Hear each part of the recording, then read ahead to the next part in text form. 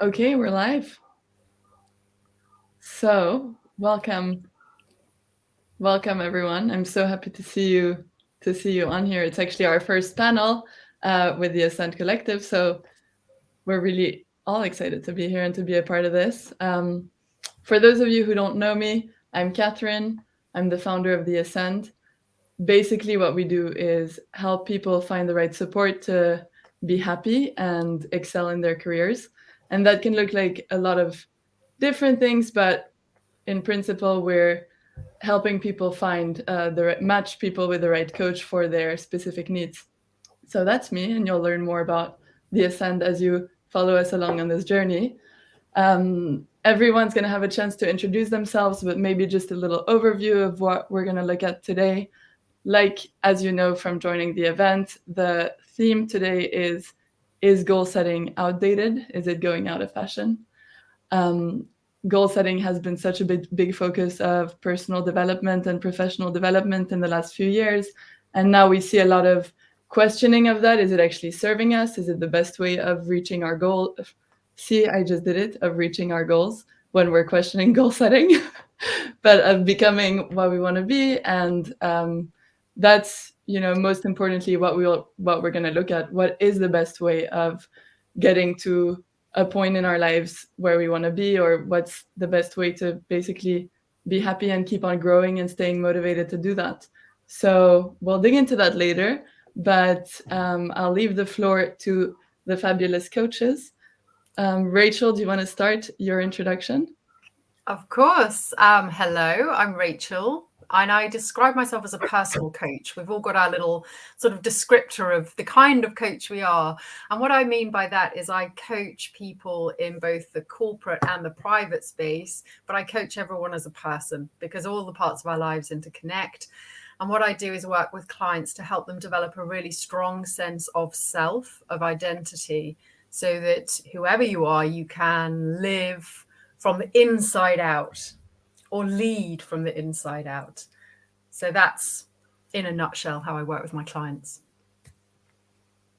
Great to Awesome. be here. Great to have you here. Louise, do you want to introduce yourself next? Yes, of course. Hello, everyone. So my name is Louise. I am a executive leadership coach. So I run a leadership consultancy geared towards high achieving individuals. My background is in leading global teams in the SaaS, medical and security operations, and in startups. And my lifelong passion is exploring the edges of our human potential. Cool. Thank you. Thank you. Adrian, the floor is yours. Thank you. My name is Adrian Montano. I like to describe what I do as mind hacking. I work with mainly with professionals from the field of data and information, enabling them to let go of stress, bust through professional stress, and instead win at work on their own terms and bring that in harmony with everything else in their lives. Awesome. Thanks. So we all are here, or you mostly are all here for similar reasons. Yeah. Why don't we just go and dig into this? I don't know who wants to take the floor first. I'm going to let you. Let's just dig into it. What do we think about goals? Are they serving us? Are they outdated? What are we doing? If that's all right, I'd like to begin. I would say the maybe that we need to reframe the question a bit, simply because, well, I think we can all agree we have an unconscious mind. Let's raise our hands if we agree we have unconscious minds. What people don't realize about their unconscious minds in general is that the main purpose of the conscious mind is to give commands to the unconscious mind. What do you want to have in life? And whether we're setting goals formally as SMART goals or just intentions, we are always pursuing one direction or another. The only question is, is that truly beneficial for us? Are those goals in accordance with our values? Are they in accordance with what's working best in different areas of our lives? And so the process of goal setting from my point of view is becoming, first of all, aware of what naturally drives you, what motivates you, your values, and then setting specific targets, which are the goals themselves, that will let you know you've actually grown. I think it was Tony Robbins that said goals are not so much about what you achieve concretely, but the kind of person that you need to become in order to make it happen. And once, when you set that target, you develop the skills along the way. And once you've reached it, well, I've leveled up, so I can move on to other challenges. But I also have the very specific evidence criteria, what I see, what I hear, what I feel, that let me know I've done the work and I've moved across that space. So that would be, from my point of view, the value of goal setting is knowing how you're doing in life. Yeah, I love about what you said, Adrian, is the part about the values and it being right for that particular person. So I guess from my perspective, I've worked with goals in quite a structured way in the past, SMART goals we all know about.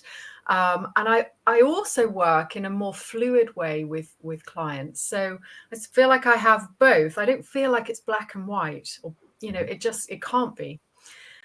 So for some people, it might be a more structured approach. And for others, it might be more open, fluid approach. And it depends on the person, the situation, the context, the issue, the season of that person's life, how they want to live, who they want to be. All of that, I think, will depend on what is going to really work for that person. But I think if you're working in the goal part of the spectrum, it's really important, and Adrian's referenced this already, it's really important to get to the roots, to go deeper. So I think that I think all three of us as coaches will work with our clients to take goals much deeper. So what are the fears? We never think about fears when we set goals, really. What are the fears that are holding me back?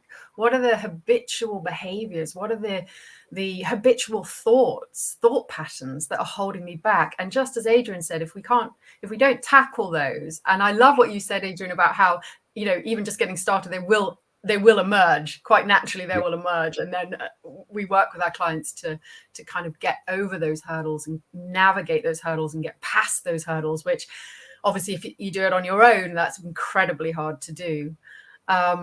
So for me, it's a case of moving, blending, and using the two or even different parts of that spectrum to find the right blend. And just to give a quick example before I want to hear what Louise thinks too. I used to be incredibly goal-oriented. I mean, really smashing the goals, like all over it. And what I've noticed quite naturally is I've actually moved towards a more fluid way of moving forward, of growing. Because, again, this is just to give an example of how it depends on the person. I know through this process of self-discovery that I have a saboteur, that inner voice, that negative voice. I have a bit of a hyperachiever. So for me, when I set goals, it can become a bit of a stick. It's never enough. It's never enough. You could have done more. You could have done more, which I found was becoming a bit unhealthy and not very joyful. And, we know it's not about the destination. The journey should be joyful too, I believe. So I came to a much more open way. So I do other things. So I do things like this. I'm a very visual person. I sort of this is my vision for my business. So I love words. I love pictures. And I think about the choices I make every day. Are they serving that vision? Every day, am I being the sort of person that serves that vision? And I find then that things will just sort of materialize. So just to give an example of how someone at a different stage in their life or in a different scenario could benefit from a different approach. So I think it's a very tailored thing, depending on the person. Yeah, I love what you said on the vision part, Rachel, and I mean more of that, but specifically on the vision part, I agree. Like the vision is really the person that you want to become. And in the process, I think for some, it might be very helpful to set goals. They're more like mechanical in nature, to kind of keep a check on yourself of like, am I moving in the direction that I want to go, that I actually want to go? And so that's, in my belief, where goals can come in really handy. But also to what you said, it's very important, like happiness, like striving towards reaching a goal can actually bring us more happiness than actually reaching the goal that we set for ourselves. So that's an important reminder. And also it's the journey. It's about the journey and enjoying the journey, and working towards a goal can be a great way as well to bring us to the present moment, and not just to that future vision, but actually bringing us here presently, working towards whatever that vision might be.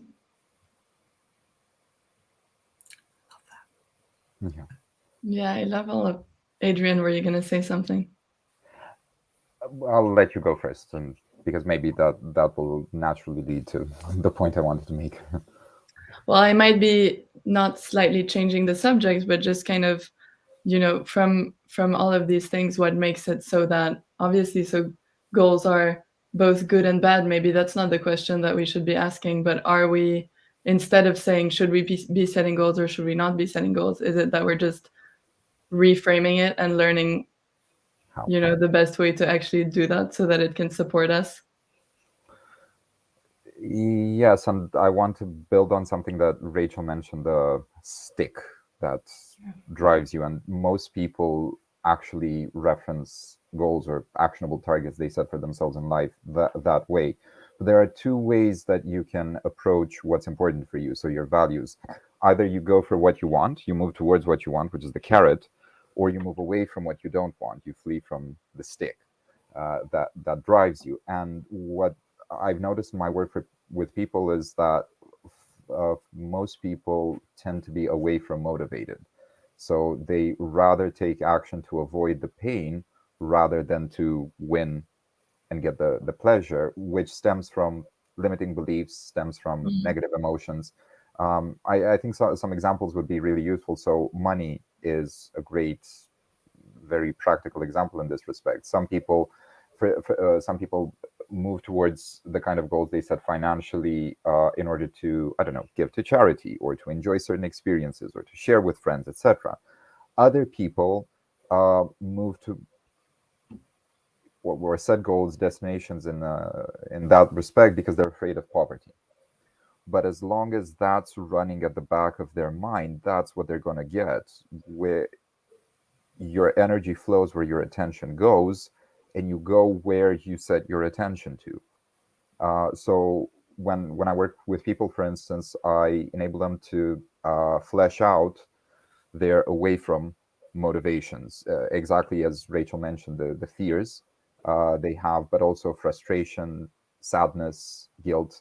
And then we work on busting through that, letting it go, because then you're only left with the towards motivation. So you'll feel naturally driven to go towards where you want. Away from motivation feels like you're always on the edge, but you don't necessarily have a specific direction. Whereas towards motivation, it feels like a constant flow of drive that enables you to take action.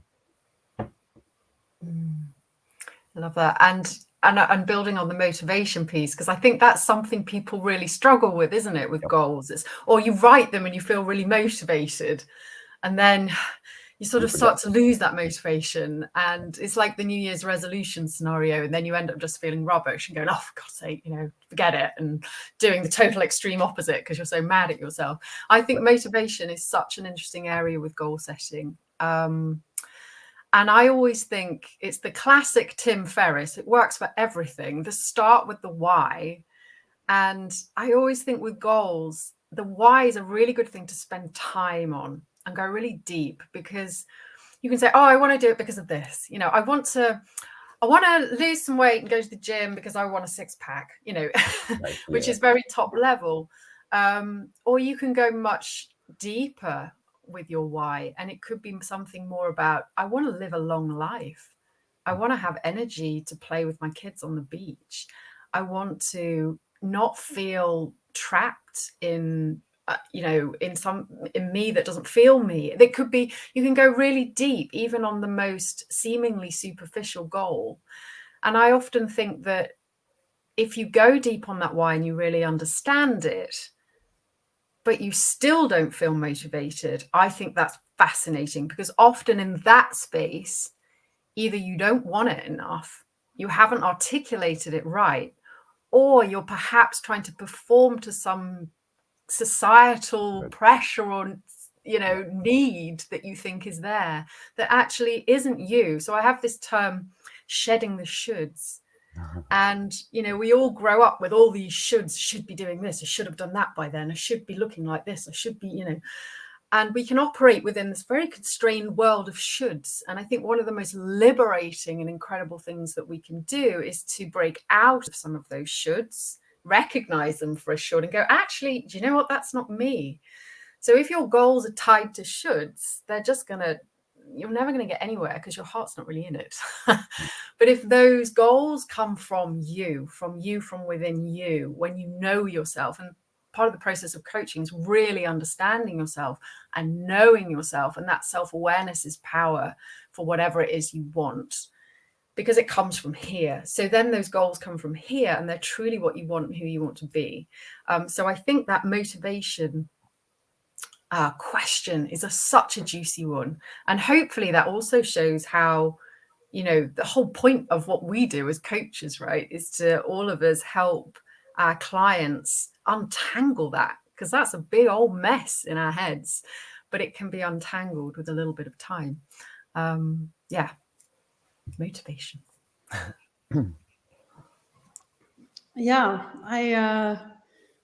when you say motivation, I think about momentum as well. Once we have that motivation and we're very clear on our why, and if it's a goal that spreads out, let's say into 6 months, we can still feel like a really tough part where we're kind of losing that momentum or losing that initial motivation that we felt at the start of setting this goal that we really want.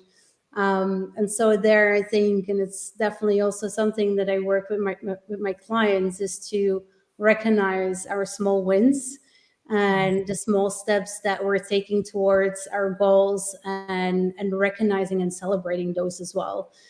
Because if it's a big goal that stretches over a lot of time, it can be easy to kind of lose our sight on it and lose the progress that we're making. So I think it's also important to go back there and to reflect on what we have achieved so far. Mm-hmm. I think you've both touched on some really important points. So first of all, the shoulds, the external standards that don't necessarily work with us. And to answer the main question that we started from, maybe one of the biggest reasons to set our goals, our own goals, is because if we don't work on our own goals, we'll end up getting sucked into other people's goals, which might make them thrive for sure, but they won't necessarily work for us, and leaves us feeling like we're living somebody else's life. And that sucks. And I don't know about you, but I definitely had that experience. It's part of what got me on this path of doing change work with people. And secondly, what you mentioned, Louise, the celebrating our wins along the way. This reinforces the sense that our work is worthwhile. So it's not just the pot of gold at the end of the rainbow; it's also riding the rainbow all the way through. And it also has to do with, I think, circling back to values and what drives us.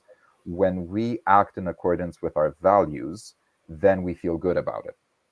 Like, for instance, somebody might have excellence as one of their values, and excellence involves doing paperwork. They might not like the paperwork per se, but at the end of it, because it's in accordance with their values, they'll feel good about it. And that will motivate them to keep doing it afterwards. That's a really concrete criterion for people to realize, am I working in accordance with my values or working against the grain?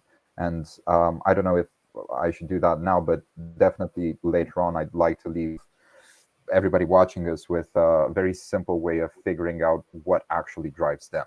So the keys to their motivation and how they can feed that into the goals they formulate for themselves, so they find it natural to keep going.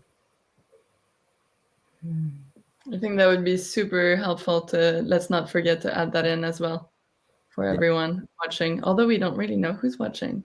Who knows? Launching it into the ether. Yeah, no, it's good. And I love the momentum piece, because I think that's another kind of area where maybe two things. It's like getting started and then it's keeping going, isn't it? And there's something, oh my gosh, this is ridiculous. But I have kids. This is why I reference this. There's a song in the Disney movie Frozen 2. This is ridiculous, called The Next Right Thing. Oh, nice. And it's just like a mantra for goal setting for me. I mean, it's ridiculous. I think they just phrased it so beautifully. It's that whole idea that if we can set massive goals for ourselves, and that's brilliant because it shows we're motivated. We want it. We want to get, we want to grow. We want to move forward. Love it. If they're too massive, it's really hard to get started. Yeah. And it's really hard to feel like you're getting anywhere. Yeah. So I think a really good tip for goal setting is to break it down. And when you think you can't break it down anymore, break it down a little bit more. So you've got this tiny next step. So the next right thing, and you've got this vision of the person you want to be. You've got maybe this goal, this idea of what's your next milestone that you're working towards. What's the next right thing today? What's the next right thing today? What's the next right thing today? And you're almost forming a next right thing habit, right? So you start becoming habitually someone who does something every day. Okay, I've done that tiny little step. What's the next one? And I think it's really important because those big goals wake up our saboteurs again. They wake up those inner voices, because that inner voice we've all got, which is hardwired into us as human beings, which is there to keep us safe since we lived in caves. We don't really need it anymore. It's very frustrating, but it will wake it up, because it'll be like, whoa, hold up. You're trying to do something really big and new and different. You don't do stuff like this. Be careful. What are you doing? And it'll come up with all the reasons why it's a bad idea. And I think that's so important to just kind of temper that by saying, look, it's cool. It's okay. I'm just doing this small thing. It's all good. I'm just doing this small thing, and I might just do another small thing. Your mind's clever, but it's not that clever. We can be in control of that internal dialogue. Once you know how, once you can notice it, I talk about something called CPR, which is easy to remember, right? CPR, catch. C is catch it, catch the dialogue, right? You're noticing it and saying, that's my negative voice. That's my saboteur trying to stop me. I'm noticing it. I'm catching it. The P, the powerful P, the P is pause. And all the power, I believe, is in the pause. So in that pause, you can make a choice. Okay, I recognize that's my inner voice that's not serving me in this moment. I'm going to pause and I'm going to make a choice to do the next right thing. And that's my R, that's my response. So I think, we'll all be working with our clients on, you'll call it something different, guys, but we all work with our clients on that kind of process of, noticing, pausing, choosing, responding. And to Adrian's point, once you're doing that in alignment with your values, then it's joyful and you're moving in the right direction and you're growing and you're in control and you're coming from here. So I got a bit carried away on that point with my Frozen 2 and my CPR, but hopefully you get the gist. It was great. Yeah, just the next action. There's, as stuck as we might feel, it's pretty humbling that there's always one small next step that we can actually take and that we are in control of. And so, yeah, helping our clients, eliciting what that next step is can be actually a powerful catalyst for greater things. Mm-hmm. So one thing that oh, sorry, go ahead, Catherine. No, go for it. No, I wanted to give a recommendation, and this is something I recommend to all my clients in terms of, finding what to do next. It's a wonderful book. I learned of it from one of my mentors, David Shepard. It's called The One Thing by Gary Keller, who's a serial entrepreneur. He's built many businesses and sold them, and he was very fascinated by people who achieved a lot in various fields. And what he discovered was that these people, instead of spreading themselves out, honed in on one thing to take all of their focus on, but that one thing just sprouted manifold in their lives. And so through his book, he takes you on, well, it's basically one question to keep asking yourself. What's the one that I can do right now, which will make everything else much easier or even redundant? And that will enable you to take yourself just the one step forward and another one and another one. Because as long as you're very clear on the destination and you're willing to let go, this is actually where the saboteur comes in. Many people try to control every single step of the way. And if they don't know every single step of the way, they don't get started. But goals don't work that way. You only need to see the next simple step. But then with every step, it adds like compound interest. I don't know if you've seen dominoes of different sizes toppling each other. So every domino can topple a domino that is 1.5 its size. So if you start with a domino that's 5 millimeters tall, in 30 steps, you get to the size of the Empire State Building. In another 30 steps, you get to the distance between the Earth and the Moon. So that consistent action enables you to build a huge momentum that pays dividends for the longest time. Mm-hmm. Yeah, the compounding effect, brilliant. It made me think of Catherine, you were talking earlier about James Clear, who's just recently written a bestseller about, I think, is he called Atomic Habits, and about how you can create that compound effect. And he talks about, we're trying to change a behavioral pattern here. We're trying to change neural pathways. It's quite a big ask, actually, of yourself, because you're used to doing things in quite an automatic, habitual way. And you're saying, right, I'm going to do something different. So he suggests things like have a cue. So make it easy. Remind yourself, remind yourself, whether that's your gym shoes by the bed or a sticky note, even just to remind yourself, what that next right thing is that you were going to do today. The cue. And he talks about, and I love this one, making things attractive. So you want to do it. And that could be in a way, you want to make this delicious. I really want to enjoy this. I'm going to relish this. Or, not everything's that joyful. Or you make it attractive in a different way, like you commit to do it with a friend and you don't want to let the friend down. So it's therefore attractive to you because you don't want to be the sort of person who lets your friends down. But there's lots of tips and techniques that you can use to give your chances of changing that habitual behavior and making it easier for you. You could reward yourself. I think, Louise, you were talking about, rewarding yourself along the journey. I love that because it brings you back, makes you want to keep doing more. And it's so funny. I always find that with clients, the hardest thing is not all of this. The hardest thing is I don't know how to reward myself. It's hilarious.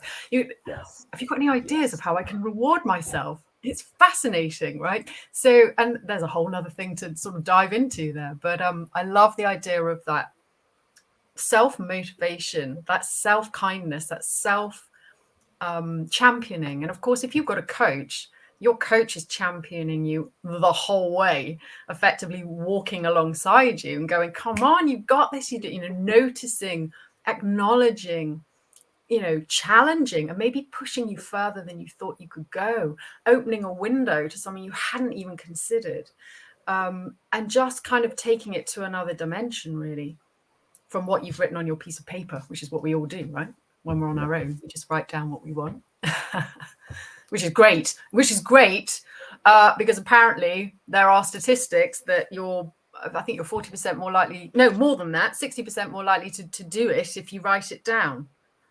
And if you tell someone, it goes up again. It's huge. Like if you write down your goals, it goes up exponentially in terms of whether you will do it. Even just thinking your goals. Definitely, that's you know what you just mentioned about having your coach support you. That's been so helpful. I mean, I would be a hypocrite if running the business I run, I wouldn't have a coach myself, and I do, and it's extremely helpful. And having that space to, I struggle with this, like the rewarding myself, and I'm setting goals for myself and for the business, and then you achieve them and it's never enough. And so having someone who's seen that journey from a bit of a distance, but who knows enough about what's going on to tell you, like, you're just being horrible to yourself right now, and can you take a break and celebrate, is extremely helpful. For I'm hard on myself, and will keep on having more and more goals unless someone tells me to stop and celebrate. So that's great. And it builds the muscle as well. It's not just that I'm forever going to need like a cheerleader. Like it's obviously coaches take different roles throughout the journey, but it does build that muscle of reminding myself, okay, I even have a list that my coach told me to write, that's like things I should do to celebrate my achievements. To have that easy reminder. But then on the back of that, and I really don't want to talk too much because I'm enjoying you guys so much, but it's what I was mentioning earlier, and it's kind of not necessarily the flip side, but when we're setting goals, we usually look at, what do I want? What's the end result that I want to get to? Like, what do I want? And I just started thinking about, again, because of James Clear, and this is why I'm bringing it up. What am I willing to sacrifice, or like what pain am I accepting as part of that journey?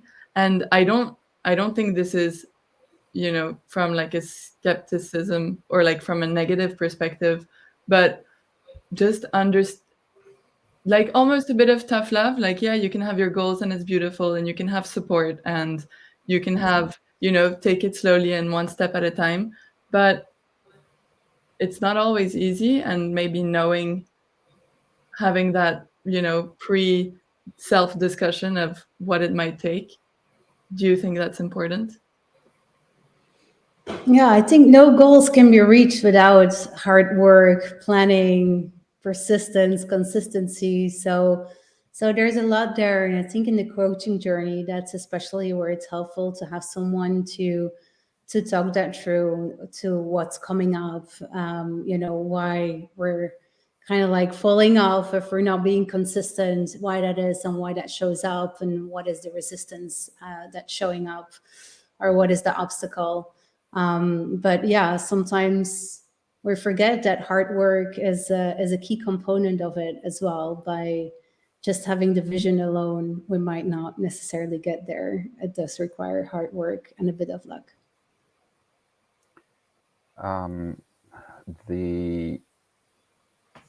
So actually, we were having this conversation before we went live, and when it comes to the unconscious mind as the goal getter, so the conscious mind is the goal setter. It's like the captain of the ship. This is where we want to go.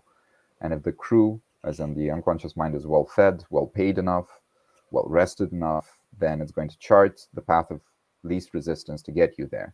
And also if it has the right strategies, beliefs, and values. And the unconscious mind will bring up the things you need to let go, the things you need to break through in order to get there. That might be the pain, so to say. And I was reminded of a metaphor about entrepreneurs. I think some of the most typical coaching clients are entrepreneurs, especially at the beginning of their journey. And as the joke went, the entrepreneur is the person who is willing to work 100 hours a week just so that they don't work 40 hours a week. Or the entrepreneur is the person who jumps off a cliff and builds their airplane on the way down so as to take off, because, and that circles back to values and motivation for them, freedom, or the sense of empowerment that they get from calling the shots in their work is much more worthwhile than the, let's say, comfort they might have had in the previous job. So it makes that goal and all the hoops they need to jump through, all the things they need to learn along the way, worth it. And I can say, it was like that for myself. I so much wanted to have my own business once I discovered this field of personal growth, that no matter the challenges along the way, I was willing to learn. And actually what breaks, in my experience, what allows you to break through these hurts, the pains along the way, is learning. Once you learn the lesson, the emotion dissolves. Once you learn the lesson, you have a strategies to act concretely, so that next time you'll be all right instead of having the old pain. And it's well worth it, because that's how you get to know the unconscious mind. And I'm going to get a bit esoterical here. I apologize for our more rationally bound viewers. But Carl Jung put it, until you bring the unconscious into the conscious, it will rule your life from the shadows, and you will call it fate. Or the sense of empowerment, and we are in the field of empowerment, is the opposite of an external fate that drives our destinies and so on. It's the sense that we are calling the shots. Okay, we're in harmony with others, but we're setting the course.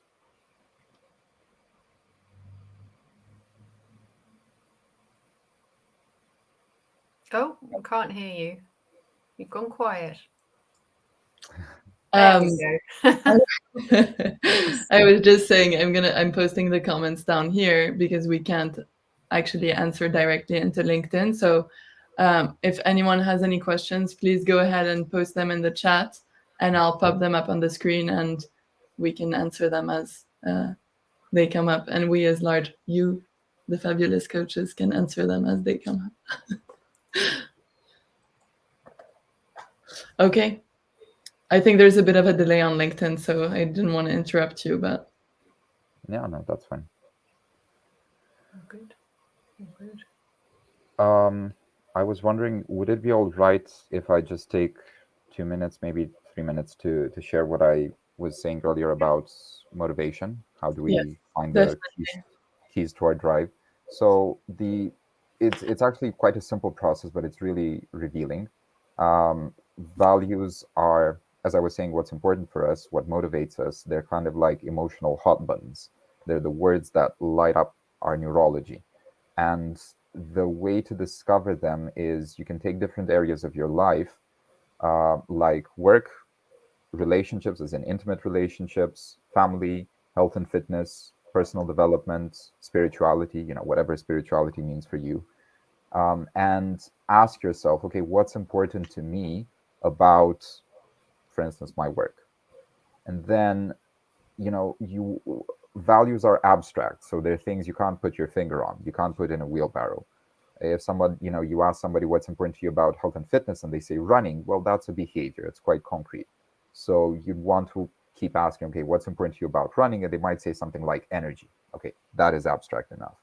The one exception to this is money, because money is both something concrete, although less and less so with internet transactions and cryptocurrencies and so on, but it also relates to the idea, the abstract idea of value. And once you got, you empty the black sack of your unconscious mind, if you will, you've asked yourself, okay, what's important to me about this? You got, I don't know, 7, 8, maybe 10 answers, and then order them in a hierarchy. What's the most important? What's the second? What's the third? And so on. And notice how they feel inside, rather than, ordering them about how you think they should be. Talk about what you mentioned earlier, Rachel. You might be surprised of the hierarchy, because one of the reasons that people don't reach the goals they want, and I found this especially on the professional level, very often it has to do with money, prosperity, or the life it can afford. That value is too far down. So it's not important enough for them to motivate them to take the action, and it won't give them enough of a reward when they do take that action. So discover the hierarchy, and then the next step is to chunk down, find the details. So for each value, what do I need to see? What do I need to hear? What do I need to feel? So very sensory, concrete details in order to check this value all the way through. So for instance, for me, wisdom is my number one value in pretty much all areas of life. That's why I do what I do. So, pro tip, anybody, if you want to sell anything to me or motivate me to do anything, argue how that feeds into wisdom, and I'm there. And wisdom, for me to check off wisdom, I know that I need to read a number of books within a certain period of time, attend a certain number of courses, have some types of conversations with people around me, and that checks off my value for wisdom. At work, the learnings I get from my clients feed into my wisdom. So when you figure out, what these criteria are for each of your values, then you can start to build the SMART goals that actually reflect what motivates you. I was working with somebody, for instance, on money, growing their business, and he said, well, I want to make more money. So I asked, okay, how much more specifically? Would such and such sum be enough for you within such and such time frame? It's like, well, no. Okay, then what would? And then that way, you start crafting a goal that feels natural to work towards, cycling back to what we were all saying at the beginning, finding the goals that work for you. I love it. I love the value-based goals. The way you expressed it is really nice. And I mean, I work with clients to develop their own personal values in a way that feels right for them, which we all do, right? But to frame them. And I love that you've got to, like, I call it like your power value.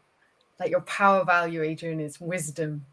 And you know that, and you will create your life, or you'll spend the time of your days, a big proportion of it, feeding that value, which will make you feel really fulfilled. I love how you express that. And a recent there's a recent podcast with Brené Brown, who I'm sure we all love. We love her, right? She's like total hero. And she talks about getting to your 2 most important values, because I think we get to quite a lot of values. I mean, I have like 10 or 12, and it's hard to hold them all. That's a lot to hold. And I've been trying, and I've been working on my values for years. So it's an ongoing process. And I've recently got it to 2. And I think it can be really powerful when you've got those in mind as almost your foundation, I guess, is sort of what you're saying, Adrian, from which your SMART goals come. And so for me, my 2 power values are similar. One of mine is growth, which you probably expect from a coach, but growth is like my my power value. But also, and it's taken me a while to craft this, and this is what I think is important, because you can print something off the internet. What's your values? Tick the boxes that are your values, and that's great. That's a brilliant start. But if you really spend some time on crafting those values, you'll go deeper and you'll get to the real essence of you, of what your spark, your thing that makes you you. So my other power value, which took me ages to get to, is magic, which sounds madness, doesn't it? But it encapsulates so much of what I was trying to do with these 12 values. So I was like, it's got to have a spark. It's got to be kind of that enjoyment, that joy, that adventure, almost just like childlike, a little playfulness, a creativity. There was all these things. And I was like, right, that's it. Growth and magic. And can you hopefully see how that would change the way you frame your goals? So if my goals aren't about growth, and that could be anything. So when I think about my business and I think about growth, yes, of course, there's the financial element, but there's the growth in terms of my wisdom and what I know. There's the growth in terms of my clients and watching them grow. There's so many aspects of growth that feed that value. And then the magic of what happens in the coaching room, the magic of just daily life, like for me, just seeing, the sun shining through the trees on a magical still day or something like that. I'm like, oh, there's my value right there. I need more of that. I need more of that. So I think when you start setting your goals around your values to absolutely build on Adrian's beautiful point, I think it takes them to another level. That's beautiful. Guys, we actually had a question come in. Oh, hurrah. So I'm going to post it. What role does spirituality play in your coaching practices and goal setting? For example, in Eastern philosophies such as Vedanta, Buddhism, and Taoism, there is a strong emphasis on letting go of our attachment to desire in order to cultivate unconditional love, joy, and peace, which I would argue is what we are all really looking for. Beautiful. That is a beautiful question. I need to digest it for a minute. One of the points that I've actually, as I was telling you at the beginning, I fresh off a course to feed off my value for wisdom, and one of the points we were discussing was Dion Fortune, who was a spiritual writer at the beginning of the 20th century in Britain, and there are a lot of spiritual traditions who indeed. So there are two ways to approach spirituality. One is bringing the spiritual down into the material, and lots of traditions focus on, renouncing the material side in order to become more spiritual. And there is also another way, which is spiritualizing the material, so going from the material upward. And the point that she was making was that until you check off the preoccupations, let's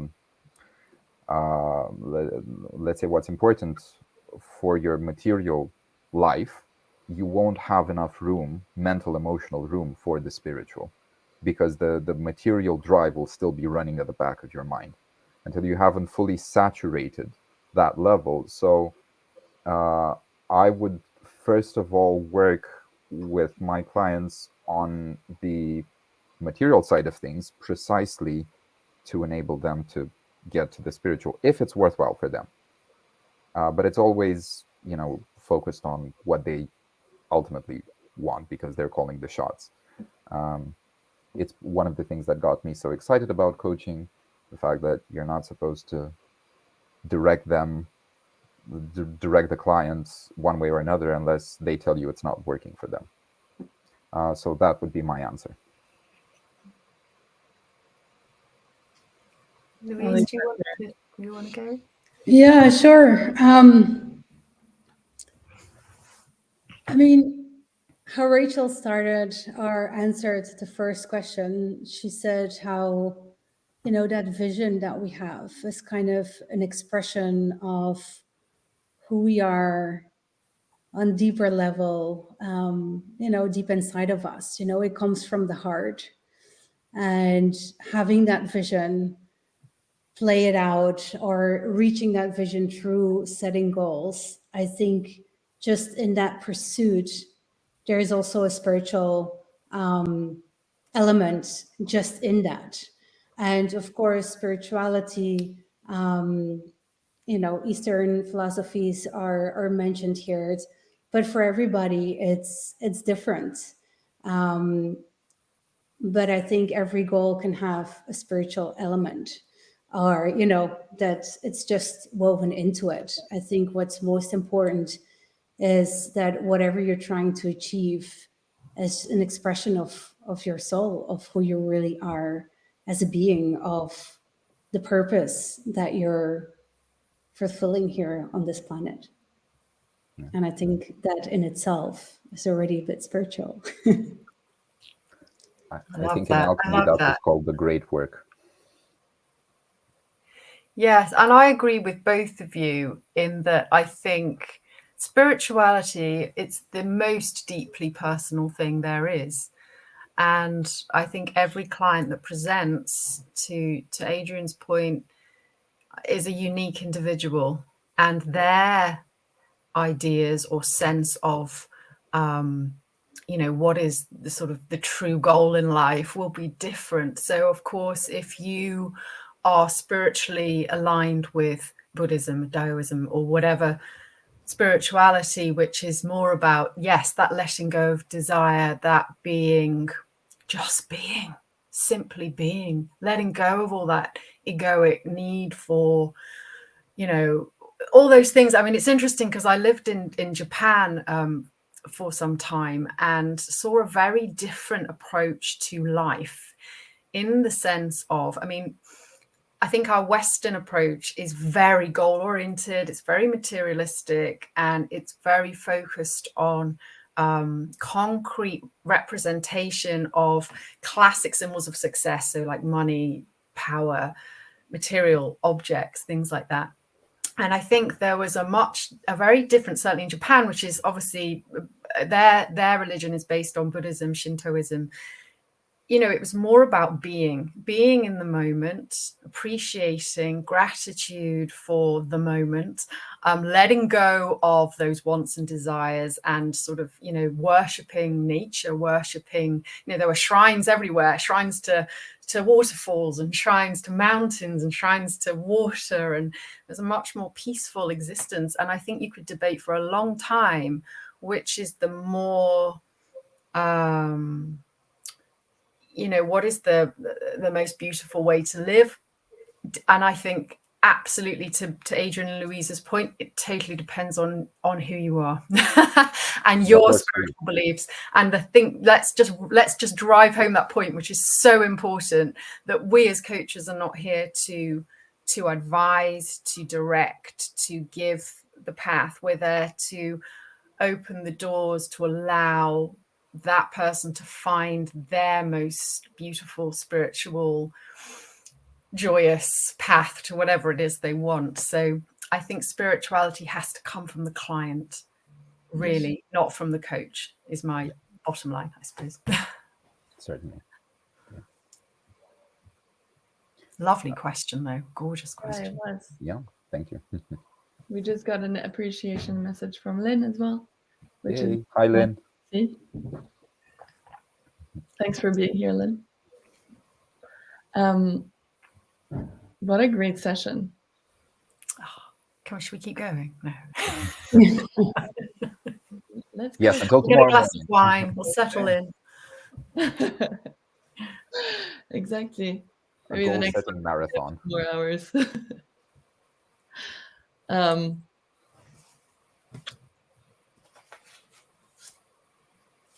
Where do we go from here? Are we complete? Have we exhausted all our goal thoughts? Do we have some kind of Closing thoughts, wrapping up-y sort of thoughts that might maybe bring it together? Yeah. Look, I have one last question that I forgot to ask. Perfect. How many goals should one have at a time? Oh, love it. 10, no joke. Great question. It's a great question, but I think that will depend on every individual, right? And I think it also depends on the size of the goal, on the time frame for the goal, because you can set a larger goal that can actually, you know, have multiple smaller goals in it. So that's the unique crafting of your path, right? Or where coaches help craft that path. So I don't think there's a magical number.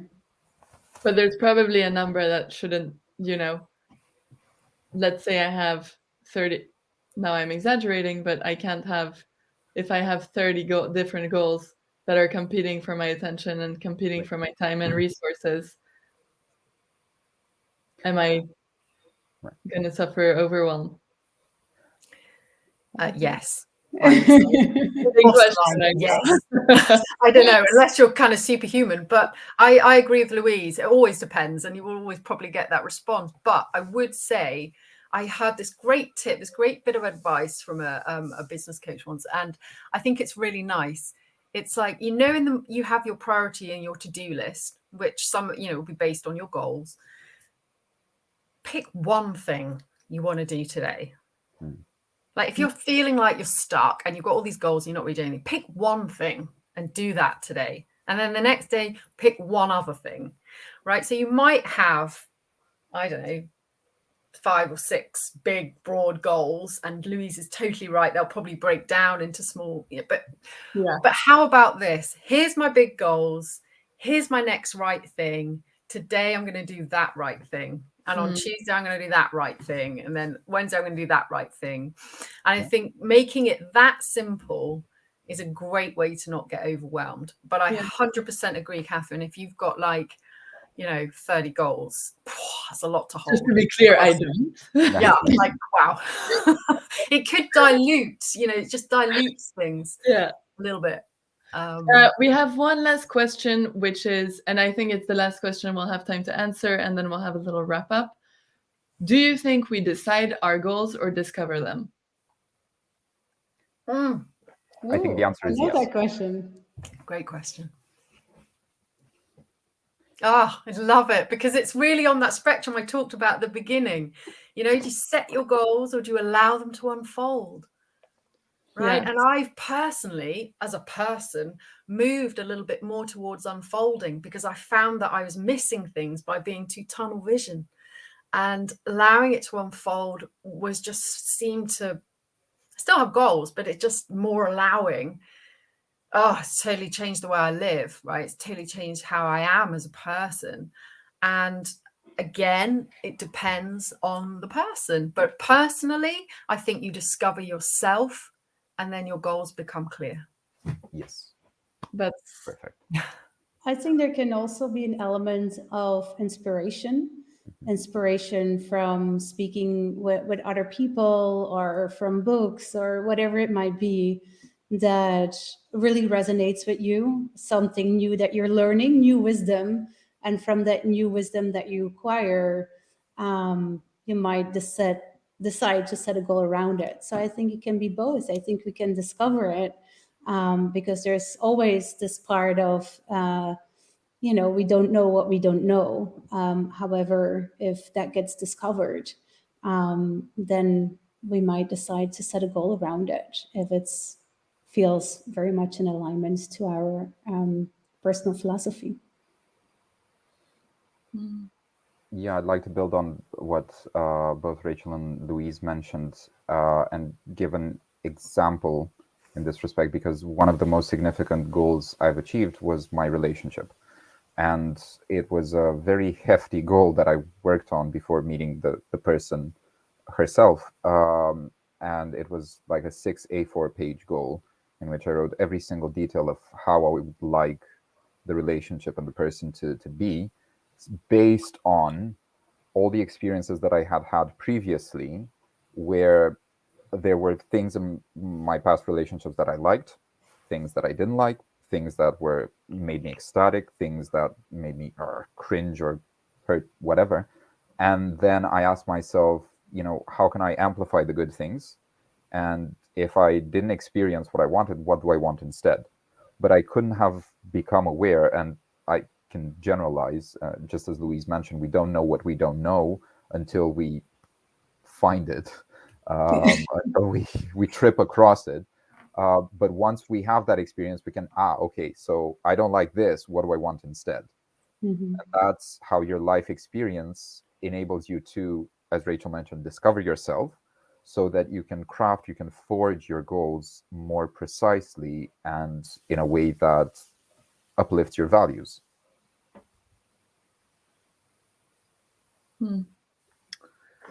I don't know if any of you have any concluding thoughts, but I think, to me, and maybe this is on a more